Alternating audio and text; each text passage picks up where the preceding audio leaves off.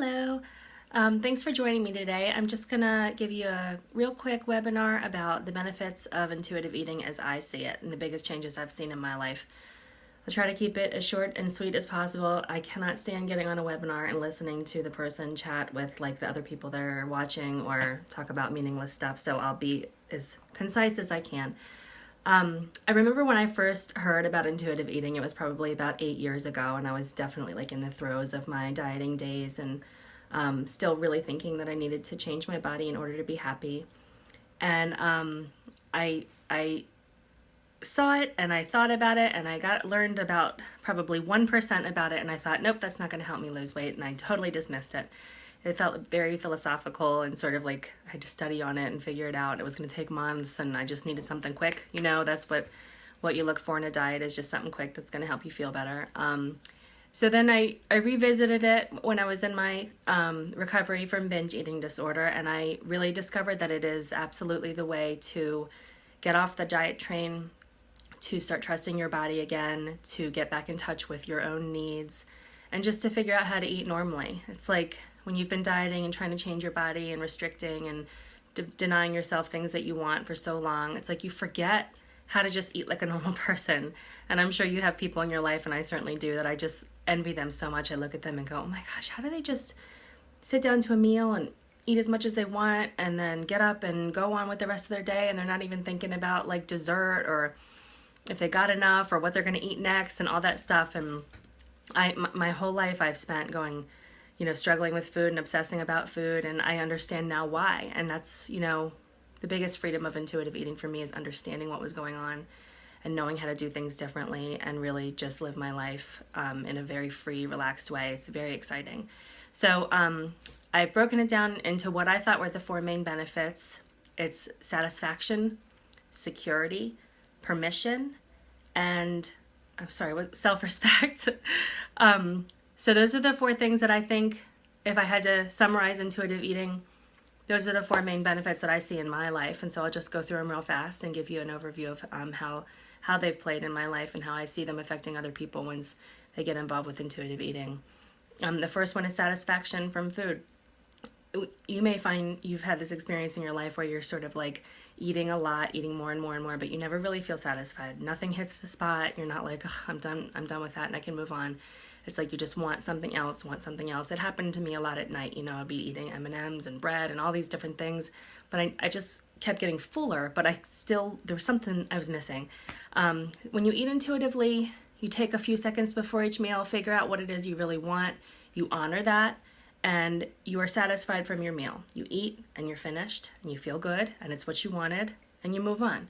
It's not always possible to eat exactly what you want, obviously, but most of the time, even if you can just make a distinction between like something hot or something cold or something, fresh or something cooked or whatever it is, you will get so much more satisfaction from your food, and it's so much more freeing to be able to sit down to a meal, eat something that really tastes good to you and that really is what you wanted, what you desired, and then get up and walk away from that meal feeling great, having made a good choice, having honored your body and respected what you wanted, and then move on. And you're not thinking about food, you're not obsessing about it, you're not wondering how you can get something else. That is a huge, huge benefit that gives you so much freedom in your life. So that's satisfaction. The second thing is security. When you have been depriving yourself of food, when you've been dieting, and especially when you have categories of food that are like good and bad, and you're allowed to eat some things and you're not allowed to eat other things, it's like every meal turns into this sort of like anxiety riddled debate about whether you're going to be good or you're going to be bad. And all the time you're forming this idea in your head that you're not going to be able to get food as often as you want and need it. When you deprive yourself, when your body's hungry, you're basically going against that very innate need for security and for comfort and to have your needs met on a regular basis. And when you don't have that, you really become obsessive. I think that's the thing that leads to obsession with food and eating compulsively more than anything else, is just missing that very deep sort of baseline of knowing that you will always have what you want and need whenever you want and need it. So I think when you eat intuitively, what you learn to do is when you feel hungry, you honor that. And when you feel like you want a cheeseburger, you honor that. And when you feel like you want a salad, you honor that. And you learn, it's like you're relearning that thing you learned as a baby, that you're going to have your needs met regularly, that when you're hungry, you will have food, that everything's going to be okay, and that you really learn to trust yourself again. You know, that's basically what it's all about. So I think security is a big part of intuitive eating, you know, becoming secure again in all aspects of your life, starting with food. The third thing is permission, giving yourself permission to really eat whatever you want at any time. You know, taking away all of the labels about foods being good or bad, or, you know, whether they're treats or sins, or, you know, all of that sort of morality that we've built up around food and eating. You just make a decision that all foods are fine. All foods fit in a healthy diet. You give yourself permission to eat whatever you want all the time. And your body knows how to balance that out. You're not, people always say, oh my God, if I did that, if I gave myself permission to eat whatever I wanted, I would just eat chocolate for the rest of my life, or I would eat potato chips, you know, 3 meals a day. And you may do that for a while. There's definitely a honeymoon phase where you sort of go a little crazy and eat some of the things that you've been restricting for a long time, and you may eat far more of them than makes you feel good. But that doesn't last. It doesn't last ever. It always evens out. People panic and they think it's never going to stop, and they're never going to stop eating those things. But your body doesn't want to do that. Your body wants to be in balance. Your body wants to be healthy. So you may go through that phase for a while your brain sort of gets the idea that you're going to be allowed to have that thing. It's always going to be there. You can always have it when you want it. And then you're like, oh, okay, that's fine. That chocolate can sit in my cabinet for 2 weeks, and I forget about it because I know I can have it if I want it. And I know if I run out, I can go to the store and buy more. In fact, in this phase, you know, creating the permission, it's actually advisable to sort of surround yourself with these foods that are like a compulsive trigger, because you need to really get in your head and in your heart and in your body that that is always going to be available. It's no longer this like thing sitting up on a pedestal that you have to, you know, fantasize about and worry about and try to get your hands on whenever you can. It's like you can have it whenever you want. It doesn't mean anything. M&Ms don't mean anything. You know, potato chips don't mean anything. They're just another food that you can eat if you want to, or not if you don't. And I'm telling you, there is a very exciting moment that you will discover if you go through this process where you realize you don't want to eat the food that you know you had been restricting. You really genuinely don't want it. I remember how exciting it was the first time I really wanted salad. I was on a camping trip with my family, and I hadn't bought a lot of fresh foods with us. It was like a lot of processed packaged stuff. And about day 2, I was like, oh my God, if I don't get something cold and crunchy and fresh in my mouth right now, I'm gonna explode. And I actually got in my car and I drove to the store and I bought like a huge bag of salad and watermelon and some cherries, I think. And that's all I had for dinner that night. And it was so exciting for so many reasons. Not because I think those foods are better than other foods, but just because it was really, you know, a sign that my body got it. You know, I was like allowed to have whatever I wanted. I had plenty of chocolate and chips and all kinds of junk food there that I could have had, and I had, but I was tired of it and I wanted something else. And my body was like, hey, go get these fresh, you know, really nourishing foods. And I felt great. It was like the most satisfying meal of my life because I was really listening to my body, and that's what my body wanted. Just like, you know, another time it may have been something else, but that time it was definitely salad and watermelon and cherries. It was like the best meal. So it was so exciting to know that it's like you really feel yourself changing. You're like, oh my God, this does work. It's magic. It is magic. I hear that all the time from people like, oh my God, this actually works. I actually wanted, you know, carrots today, and, you know, all that kind of stuff. It really works. It really happens. So just a little testament from my own life. The last major benefit I see is self-respect. You know, it's just very basic. When you start listening to your body again, you start honoring your own needs and desires. You learn that you are worthy. You know, you're worthy of being paid attention to. You're worthy. Your needs matter. You're prioritizing yourself. You know, you're prioritizing your self-care. It's very important.